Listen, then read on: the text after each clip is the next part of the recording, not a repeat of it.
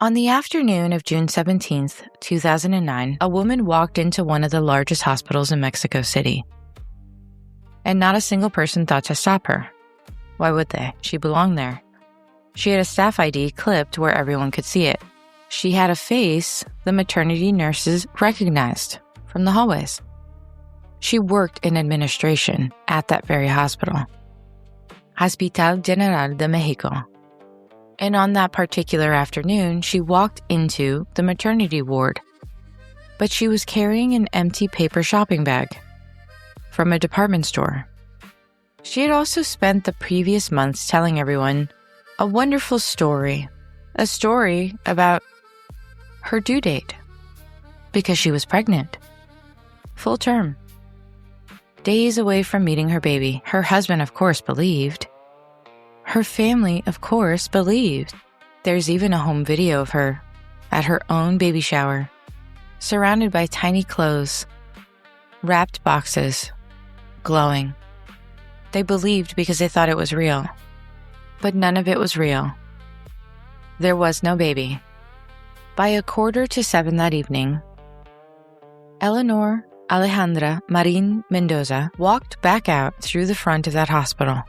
That shopping bag, no longer empty. Inside, there was a newborn girl.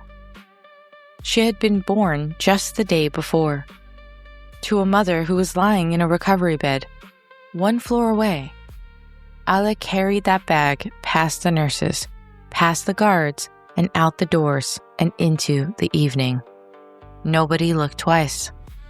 How she did that, how a woman walked a living newborn baby out of a working hospital in a brown bag without one person raising an alarm, that's something that will stay with you. But the crime did not begin in that maternity ward.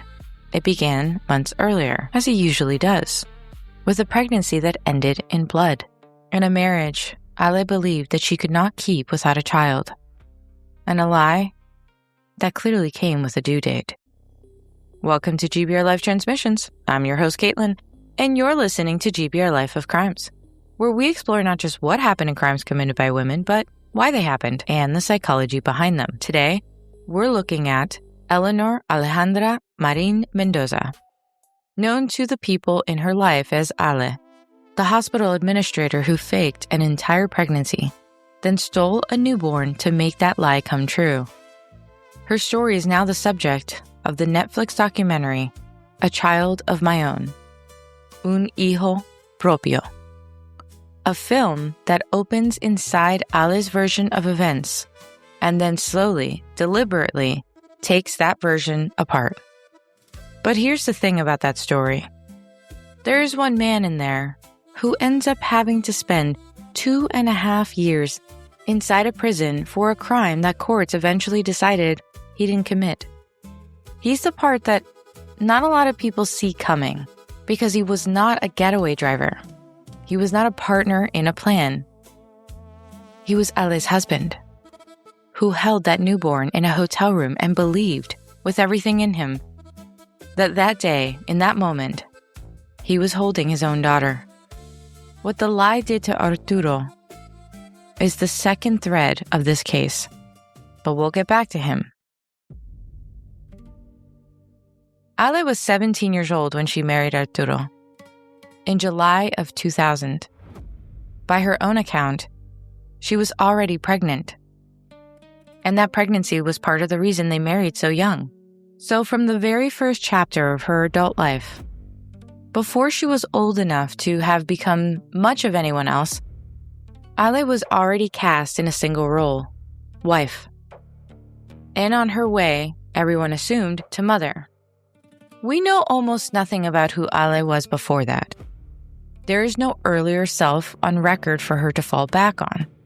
And as we go through the story, you're going to understand there wasn't one for her to fall back on either. Because that first pregnancy, it was real, but it did end in miscarriage. And it wasn't the last. By her mid-20s, Ale had lost 3 pregnancies. She went through medical testing. She tried in vitro fertilization, the injections, the procedures, the hope, and the crash that so many women live through in silence. And that pregnancy ended too, after loss after loss. Each one grieved, mostly alone. But she wasn't allowed to grieve them quietly, because the people closest to her would not let the subject rest. In the documentary, Ale describes a family that blamed her for the losses. And she singles out her mother-in-law, Arturo's mother, as especially cruel, needling her again and again about her failure to get pregnant. Scientifically, pregnancies that end in miscarriages typically happen due to the male DNA. That does not mean that there wasn't anything going on with Ale either. But it was quite interesting and a bit ironic. But there was a lot of pressure on Ale. And whether or not that information is out there, it doesn't mean that Arturo's mother even knew that. So when we talk about the pressure bearing down on Ale, it's not some vague cultural weather. There was a true face and a voice at family gatherings. A specific woman reminding her over and over that she wasn't measuring up, even though reality is she was getting pregnant and likely she was measuring up fine. But underneath all of it sat the fear Ale herself has named. She was terrified that she could not give Arturo a child. Arturo would leave her. That's what she kept saying. That was her worry.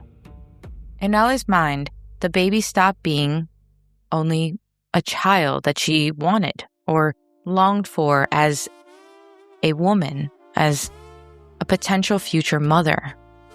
It became the price of keeping her marriage, her family, her whole life from walking out the door.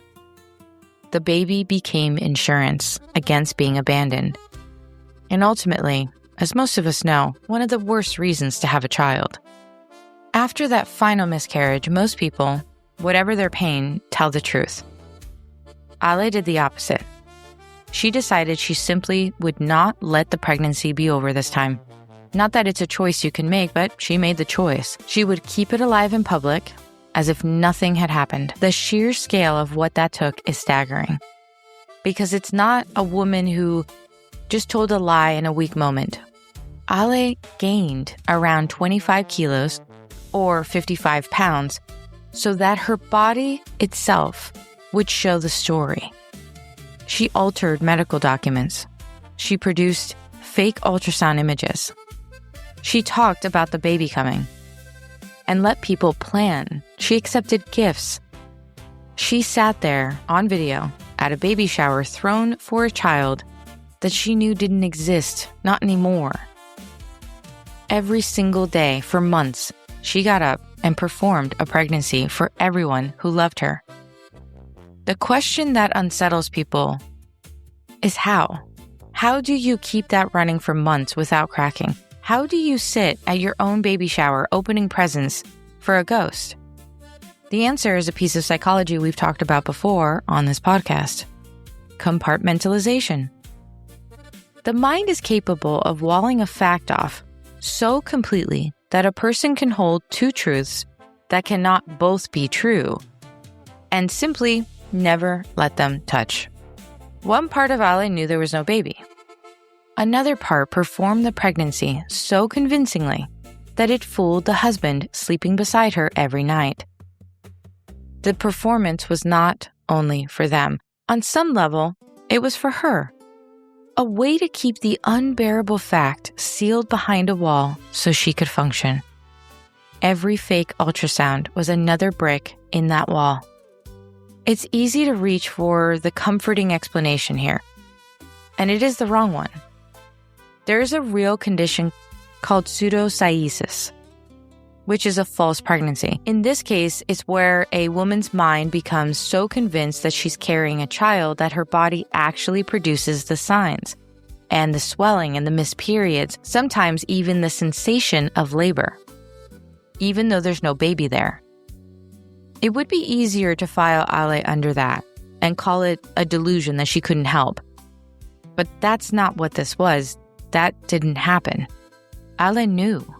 The images that she faked, the weight she deliberately put on, all of it was constructed on purpose, with her eyes open.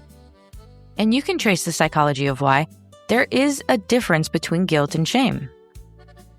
And in this case, it matters here.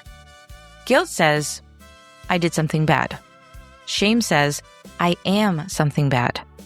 A woman taunted in her own home for failing to conceive does not simply feel bad about a hard situation. She comes to feel that she herself is defective at the core, no matter what the science says. And it's a signature behavior. Guilt pushes a person towards confession, towards repair.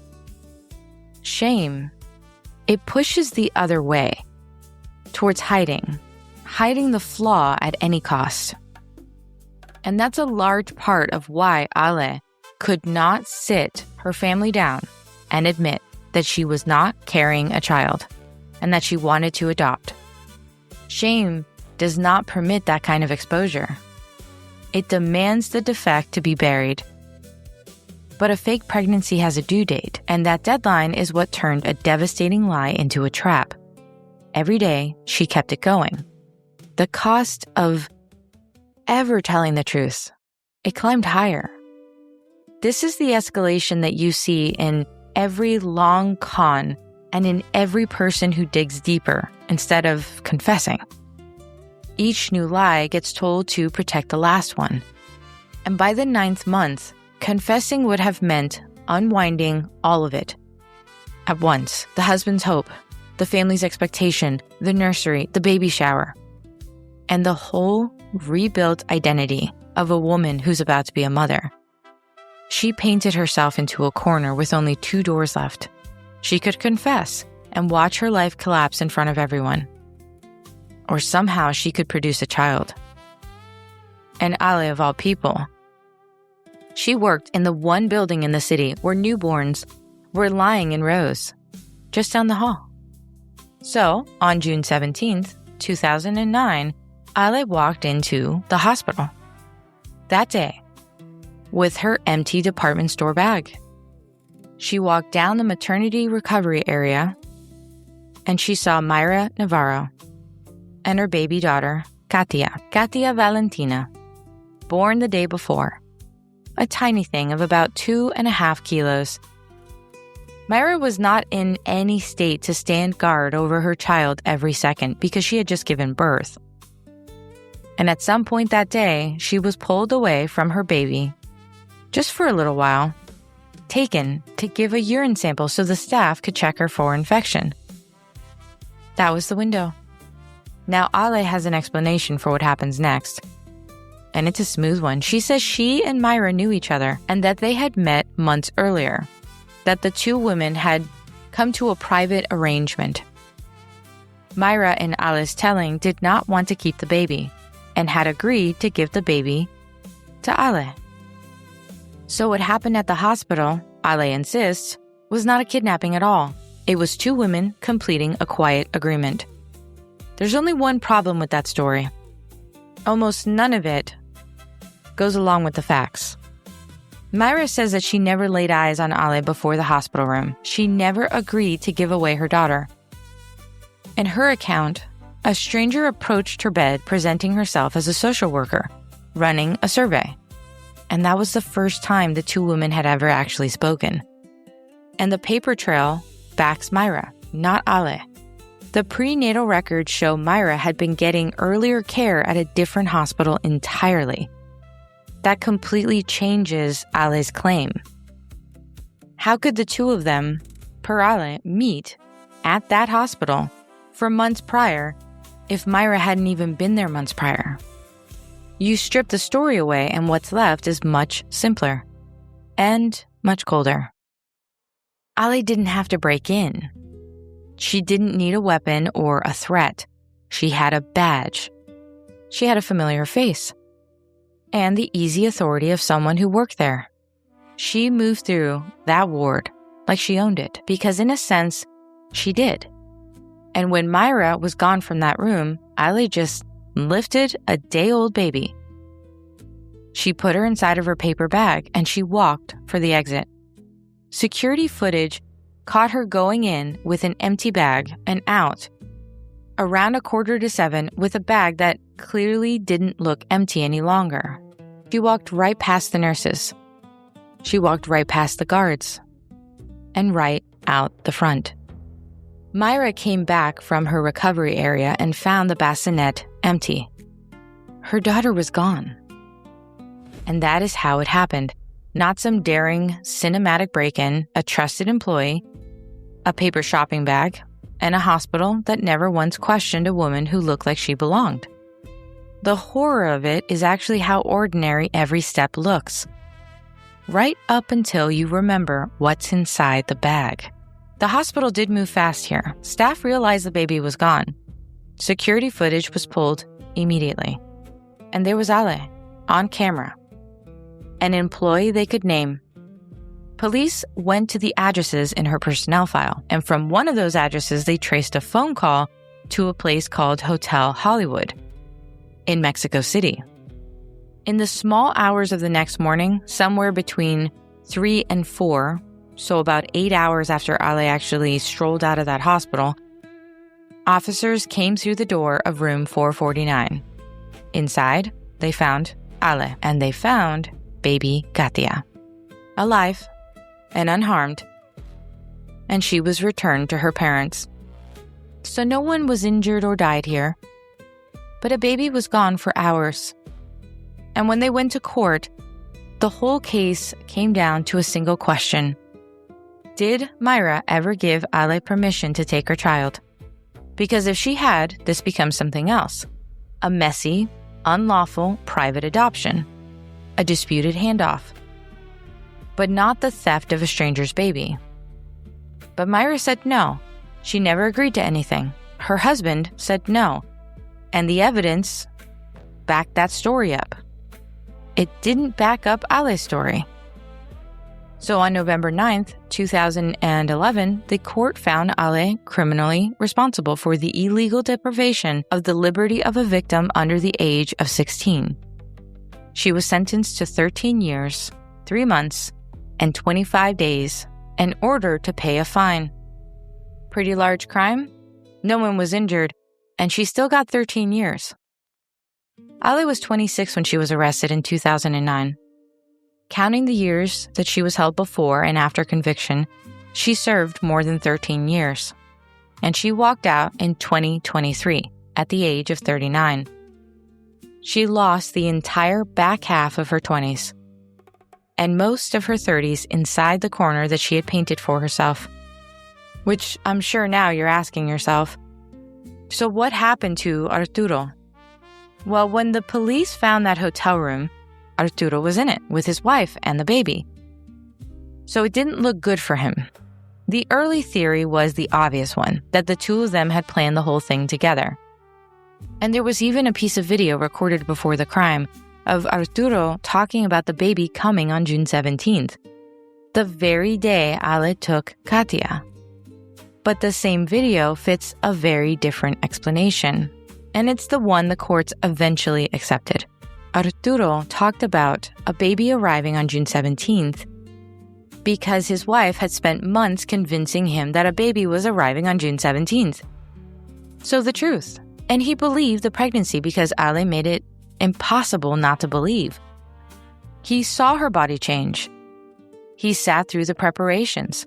He was waiting on a due date that she had handed him. From his earliest statements, Ale insisted Arturo knew nothing.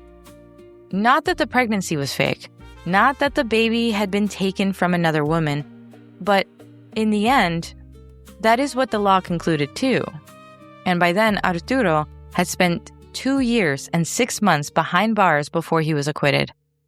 So he actually belongs on the list of people that this lie destroyed. Ale's deception did not only tear a newborn out of Mayra's arms for a night. It swallowed an innocent man whole, and it cost him years of his freedom for a crime he didn't even know was happening. A crime that's actually, in Ale's case, a pattern. Law enforcement and child protection researchers, including the National Center for Missing and Exploited Children, have built a detailed profile of the non-family infant abductor.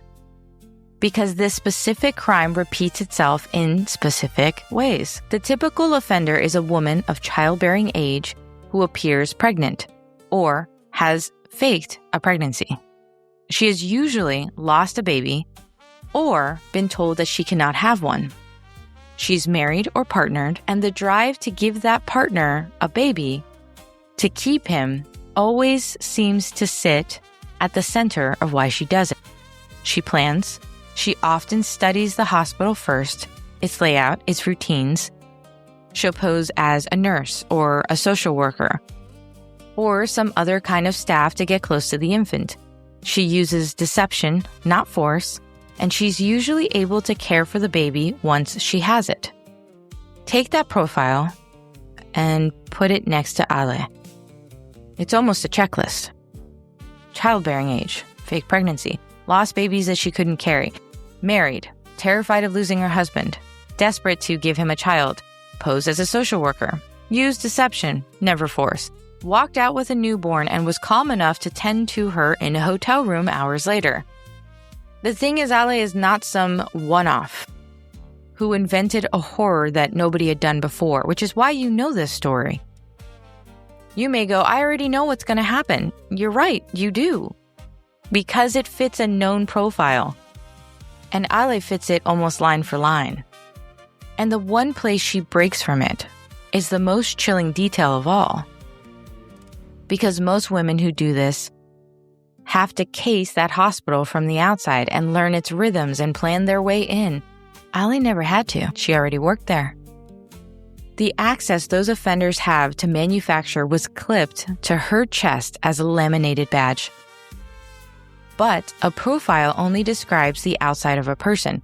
It tells you the shape of the behavior, not what's happening inside one particular woman's head. And one thing about Ale no profile can soften is the hardest part of the whole story. Because Ale, of all people, knew exactly what it felt like to lose a baby. She had lived it many times. She knew that pain intimately. And then she turned around and inflicted it deliberately on another mother. And she did this psychologically as a need, a wound tight enough. It narrows a person's field of vision until other people stop registering it as fully real. In the grip of her shame and her terror of being left, Ale was not weighing Mayra's suffering against her own, because in that moment, Mayra wasn't a person to her at all. She was an obstacle. And then a source. And that's not the same as saying Ale felt nothing.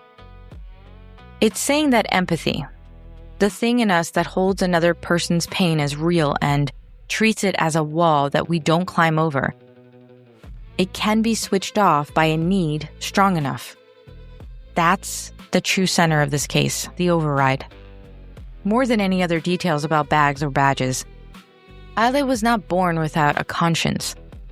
Her own needs shut it off towards the one woman standing between her and a child that Ale really, really wanted. But what's more interesting about this case was actually within the documentary, A Child of My Own. Ale, who's now out, still claims that there was an agreement. It's the way her version quietly moves the blame off of her. In Ale's telling, she was pulled into the situation created by grief, by the pressure, and by a woman supposedly offering up an unwanted baby. That kidnapping became something that happened to her, a current she got swept into, rather than a long chain of choices that she made with her own hands. And she's telling herself this story continuously in order to survive. The documentary itself is also created a very particular way, giving you this entire story from Ale's side, and towards the end, giving you Mayra's account with the records and contradictions, and it allows the whole thing to quietly collapse. Because by doing this, you start to see the truth about what's going on inside of Ale's mind, who she actually is. And ultimately, after Ale got out, the exact thing that she had been so terrified of coming true, it happened. Arturo still wanted a child. The two of them separated. And during that separation, Arturo had a son with another woman. The part that's a little bit insane is the fact that he did actually get back together with Ale. And the two of them today are raising his son together. So regardless of the things that Arturo went through, regardless of what really went on his side, he forgave her. But it doesn't take away what she did or make anything that she did any better just because he forgave her. Or the fact that Mayra has her daughter again. Because it was 8 hours that Mayra didn't have to go through. And then many, many years of having to deal with it continuously because people know that that was the child taken. She'll continue to be interviewed about it. She'll continue to be asked about it. A life she never asked to be a part of. When we ask why a woman does something like this, wanting a baby badly enough can never be the whole answer. Because countless women have endured miscarriage, infertility, cruel families, and cruel marriages. And they've bent under the weight of everyone's expectations, but they didn't walk out of a maternity ward with a stranger's child. What separated Ale was not the depth of her longing, it was that she let a lie grow until only a real baby could keep it standing. She spent her days inside the one building that put a stranger's newborn within reach. The wanting, that's ordinary. The willingness to make another woman pay for it, that's not normal. This has been GBRLIFE of Crimes, part of GBRLIFE Transmissions. And I'm your host, Caitlin, reminding you that understanding the darkness helps us appreciate the light. Join me next time as we uncover another case that challenges everything we thought we knew about the criminal mind.